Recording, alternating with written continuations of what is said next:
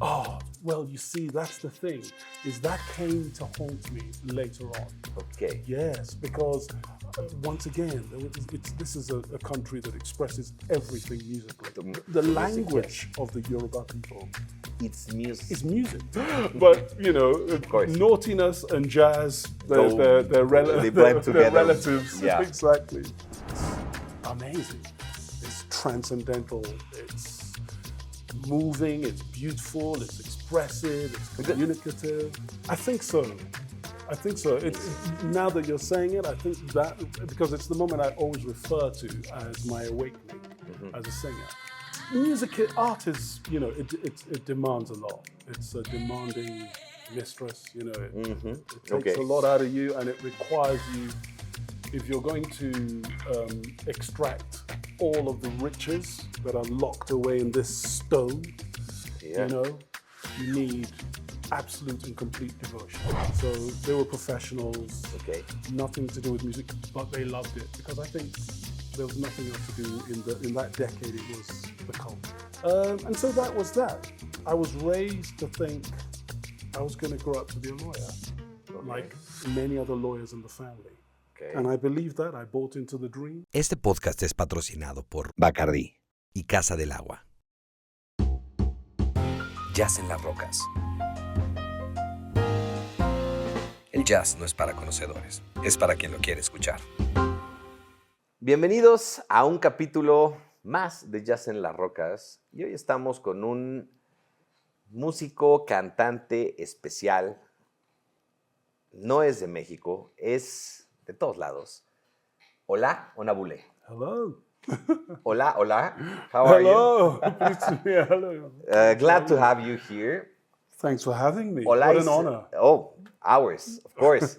Ola is a singer born in London, afterwards citizen of the world. All over the world. Yes. Okay, cool. Gladly. Yeah. So, hope to get into those insights you have that we do not have. Can I offer you some rum? Yeah, let's do that. To start That's why we're here. the talk, exactly. Yes, the conversation is secondary. Exactly. It's rum tasting. Okay. In disguise. So, Ola. Yes, sir. How did you get into music? Because it's, I would say, a big part of your life now. It is. How did you get into music? Well, in a way, I kind of found myself in music. I didn't kind of get into it. So, a young boy born in London in, a period where there was music everywhere, the Beatles, Frank Sinatra, the soul movement was beginning to happen. Big bands like Earth, Wind & Fire, The Temptations, just music everywhere. And my parents, young parents studying in London, loved music. They would have parties, the friends in their little flat, there'd be dancing, there'd be music. And amazingly enough, my bedroom was the same room that the radio player was in. So my head was right next to the speaker. My dad would turn music on first thing in the morning, so it was always in my consciousness. Were your father, mother, your parents musicians? No. Just music lovers. Professionals, yes. My dad was studying to be a chartered secretary, and did a little bit of law, and then went on to become a mortgage banker. And my mum was studying insurance underwriting. So they were professionals. Nothing to do with music, but they loved it, because I think there was nothing else to do in that decade. It was the culture. And so that was that. I was raised to think I was going to grow up to be a lawyer, like many other lawyers in the family. And I believed that. I bought into the dream. Until which age? Well, I was sent to the UK. So we went back to Nigeria when I was 7. And I grew up in Nigeria until I was about on the verge of my 16th and 17th birthday. Something around 10 years in Nigeria? 10 years in Nigeria. So I was sent back to the UK to finish high school and university as a lawyer. And just stop. What about the music in Nigeria?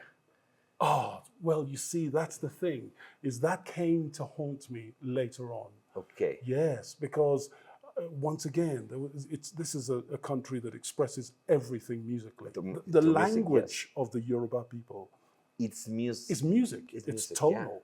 I can say the same 3-letter word 10 times, and by changing the notes, say completely different things. I had no idea about that. Yeah, So it's about the way you say the it's tone. the tone. Yes, it's a completely synced, which is why the talking drum works. Okay, of course. In West Africa. So there was music Now there it makes sense. as well, Okay. but it's completely different to the music I heard growing up till the age of 7 in the UK. Yeah, that's interesting because you were raised, born into mainstream music, let's call it, like world-known music. And later on, you went to this Nigerian folklore music. Yes. How did that mix? Well, I didn't realize that it was mixing, but it seeped into my consciousness because it's just so much a part of what's going on, you know. It wasn't until somewhere around my 3rd or 4th album when I'd been trying to, you know, express myself in pop mainstream music, and it didn't feel right. That I just had an idea. I thought, why not write a song about? So now I'm in the UK. Yeah, we jumped. Okay, Yes, you're no lawyer anymore. Okay. So now I'm in the UK. I've done 3 albums. Okay. And I'm about to do the 4th. And I thought, well, let me just experiment with some of the rhythms that I heard growing up. Okay. These are not 4/4. They're not, you know, straight. No. They're not that. They're Okay. not hip hop. They're not, you know, they're polyrhythms. They're strange counting. What in the West would be considered a strange counting system. But they feel perfectly normal to me because it's the music I heard growing up. So For like 10 years, of course. yeah, so I think to myself, can I merge this thing? Can I blend them together? I start to experiment. I wrote 1 song. Before I knew it, I'd written an entire album. And I Mixing those different two cultures. and I suddenly felt this is the real me. This expresses all of me. There's a little bit of the Beatles in there. There's a little bit of Nat King Cole. There's a little bit of Art Blakey in there. There's a little bit of Sonny Rollins. But there's also a little bit of Africa. There's juju music. There's Aquala music. There's Fuji. You know, all of these very, very down-home West African styles are all in there. And I think they would be amazed of that mixture, you know, Art Blakey and Sonny Rollins, knowing someone's mixing. Yeah, if we jump back a little bit, when I became a musician, which is the initial question you asked. Exactly. Apologies. No, we're here for that. We're here for the rum and to hear some stories. Yes. So let's roll with it. It all happened in a very haphazard way. I was in my 3rd year at university, you know. Studying law. Okay. And I'm walking home one day. I'm in the center of London in a place called Soho. Yeah. Which year was that, to get a sense? So this is 1983, thereabouts. You know. So Soho was not what it is today. Oh no, Soho was a very naughty place. Exactly. But you know, naughtiness and jazz, they're blend together. They're relatives. Yeah. Exactly. You know, so I'm walking through this, and a guy, you know, nods at me and smiles at me. I think, okay, what's going on here? Who's this guy? What does he want? You know, and he says, What's your intention? Nice singing. And I realize I'm singing to myself, which apparently is walking, singing, and walking, just okay, you know, to myself. I said, oh, thank you. He says, you're a singer? I said, no, I'm not actually. He says, oh, you're not? What do you do? I says, I'm a law student. I said, oh. He says, well, you may or may not know it, but you're a singer. And he said, and I can prove it to you. And he said, what I suggest you do is I'm playing with my jazz band in that venue over there, which was like a famous, you know, downtown, you know, jazz venue, cool and vibey, a bit like this place we're in tonight. Okay, he means Parker and Leonard. If you don't know Parker and Leonard, you should come as quickly as possible and get to know Parker. Now, Yeah, know. this basement kind of joy, Yeah. the smoke in the air. Okay, Completely. And there I was can smoke in imagine, the air of back course. then. Back then, of course, there You know? was. Yeah, very cool place. And so I think, what have I got to lose? So I turn up.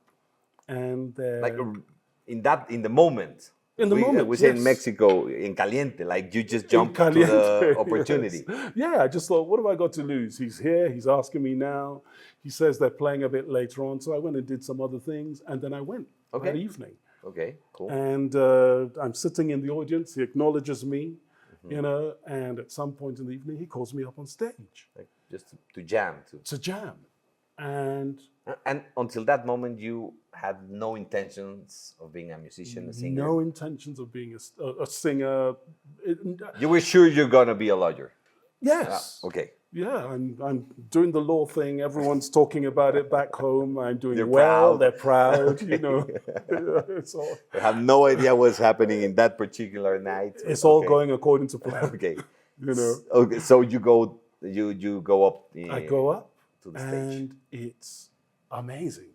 It's transcendental. It's moving. It's beautiful. It's expressive. It's communicative. That could be many people's worst fear, like not being a singer and being pulled into stage to sing. And they would freeze, they would cry. I would cry probably. I know many people who would cry. But actually. you just went with it and sang. Exactly. And what I interrupted you. It was No. transcendental. That I'm means- reflecting on what you just said. So that means you became you acknowledge yourself as a singer right there? I think so. Now that you're saying it, I think that because it's the moment I always refer to as my awakening as a singer. And you know, when the gig finishes, all the guys on the band, who I later realized were some of the preeminent jazz musicians in London at the time, were all slapping me on the back. Yeah, man, cool gig. You know, great singing. You know, and I tell them. No idea who they were. You were just doing your thing. I was just living my sweet life, as they say. Coolness. Yeah. So he might have been an angel, you know, like sent to push you into the right way. Completely. Completely. Okay. Didn't expect that story. Oh, okay. Didn't expect like, I was studying for like 24 years. No. Singer. I've never been to an educational establishment for music. But all those guys then made it their duty to give me music. You know. Okay. So you stayed in touch with them? I became a singer in the band. I became the singer in that band. You know, they invited me back, and they would say, here's Pat Metheny. You need to listen to Pat Metheny. Okay. You know. You had no idea who Pat Metheny was. No. Here's Nelson Riddle. You need to listen to this for jazz arrangements. Here's this person, and so on and so on and so forth. Here's Blakey, Shep, you know, and so on and so forth. George Benson. Just, they loaded me up Okay. with music. That was your education. And that was my education. Okay. We have a saying in Mexico. It goes, cuando te toca, ni aunque te quites. That means when it's meant for you, even if you get out of your, like you want to avoid it, You can't. you can't. Yes. And I think that's what happened to you. Absolutely. Okay, so you became a singer in the 80s in London. And how has it been from that moment point on? It's music. Art is, you know, it demands a lot. It's a demanding mistress. You know, it takes a lot out of you, and it requires you, if you're going to extract all of the riches that are locked away in this stone. You know, you need absolute and complete devotion.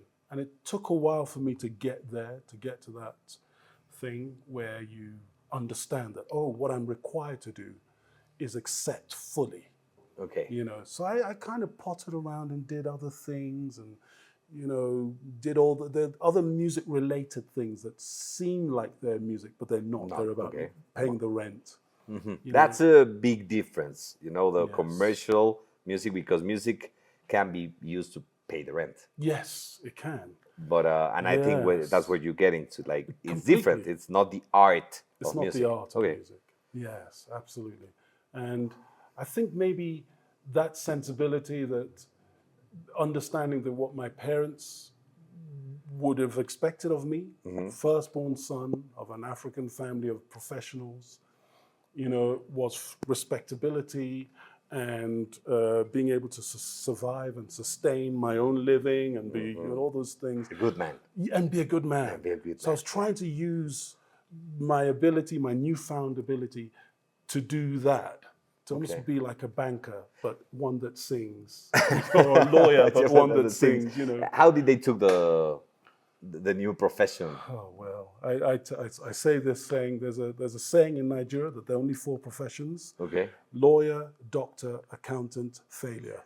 Okay, and you were on the 4th category. Of course, you jumped right to the 4th. I jumped right to the 4th. Okay. So there was a difficult moment. And this was the moment in which I was trying to discover, was I just being a singer or was I being an artist? And that journey, took a while. It took a fair amount of struggle. But struggle is good at some point. Struggle right? is essential. Okay. Everything of any worth exists over the wall of your struggle. Yeah. You know what I mean? Say it. You say it.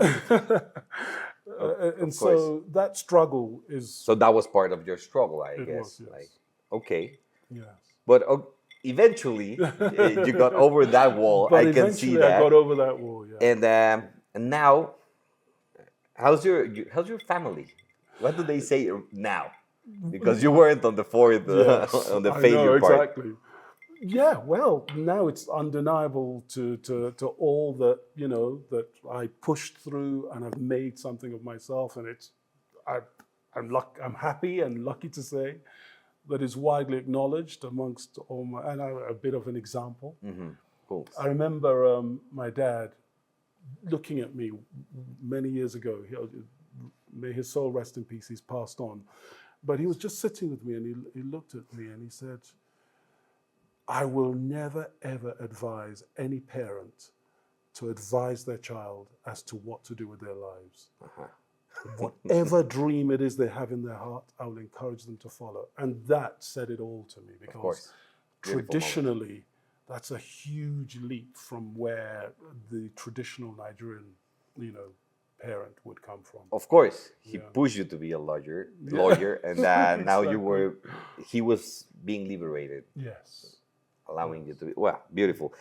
So, I want to ask you, because you are a kind of artist that goes around, jumping from stage to stage in different cities, doing their thing, communicating through their art. And I think that's beautiful, and that's something that really few people get to experience. But how does it feel to communicate culture through the world, to connect space and time, to connect a stage in Greece to a stage in Mexico City? Because we feel, I want to believe we feel mostly the same things with this kind of art. Yes. What does it feel to be on the other side of the stage on these different cities? That's a very profound question.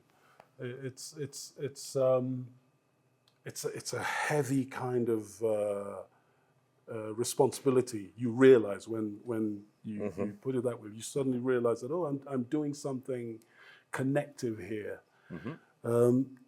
And it's important. Yes. And so when I answer, I realize that what I'm about to say is we really truly are the same. It's not sentiment. It's not, I'm not being sentimental or over romantic or talking in cliches. We really are the same. People laugh at the same jokes in different countries.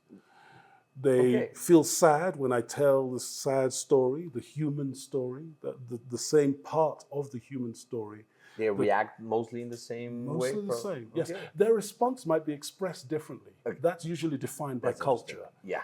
So if they're a loud, gregarious people, then they'll, they'll express it. But if they're a composed and reserved people, then they might just nod, but they're still expressing the same response. The same emotion and the same... Yes. Okay. And that's been the more I've experienced that over the years, the more seriously I take the responsibility of taking It gets this to you, art. right? Yes, because it teaches you. As you say, I feel like I'm in a very unique opportunity to have gone to so many countries around the world and met people and been welcomed into their hearts, because that's what music is. You know, now that you put it that way, that's where the question comes from, because you get to puncture into the soul of different people, so you get to connect in that level. You know, you're going to these different stage and getting into their most private side they don't even know they have. Yes. And I think that's, and not many people I get to know that could say the same. So cheers for that. Oh, thank you. Cheers for that. And to you, sir, and your good health. Thank you. Yeah. So, an necessary question, since you're sitting here. Okay. For someone who wants to get into jazz, these people that like jazz, they know they like it, but they feel they don't know much, so they don't let themselves go. An album that you would recommend for them to get into?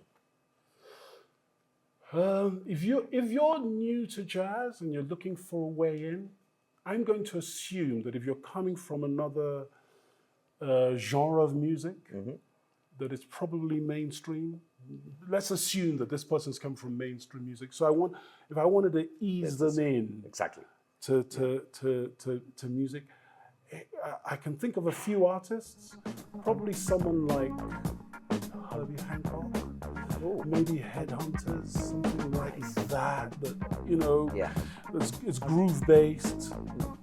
So they'll feel familiar. They'll feel familiar, but they'll hear the highest level improvisation. The highest level composition. They'll get a sense of playing with time signatures and things like that. The other one might be Chick Corea, Return to Forever. Okay. That Great might be another album that will help someone, I love them. I think if you go and listen to those recommendations, you get to like them, you're already into jazz. There's a lot of things you can go after that will make sense. Herbie Hancock, Chick Corea. Okay, and lastly, something that's happening right now, project, it could be from anywhere, that you would recommend me to hear out. You. And to listen to them. There's a group of young West African kids in London at the moment who, they're a very interesting iteration of the version of my story. So my parents, professionals, wanted their kid to become a professional, were a bit music, Now things have moved on. It's a generation or two on. People in West Africa are no longer thinking that way. They're encouraging their kids to go to music.